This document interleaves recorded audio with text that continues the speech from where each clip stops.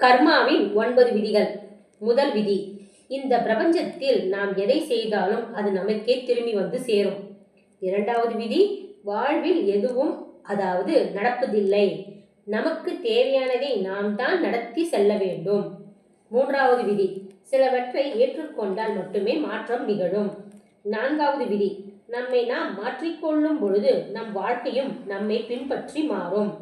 ஐந்தாவது விதி, நம் வாழ்வில் நிகழ்பவற்றுக்கு நாமே பொறுப்பு என்று உணர வேண்டும்.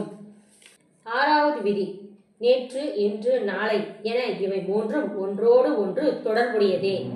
ஏழாவது விதி, ஒரு சமயத்தில் இருவேறு விஷயங்களை சிந்திக்க முடியாது. எட்டாவது விதி, நம் நடத்தை நமது சிந்தனையும் செயலையும் பிரதிபலிக்க வேண்டும். ஒன்பதாவது விதி, நம்முடைய முன்காலத்திலேயே நாம் பார்த்து கொண்டிருந்தால் நம் நிகழ்காலம் நம்மை விட்டு போய்விடும்.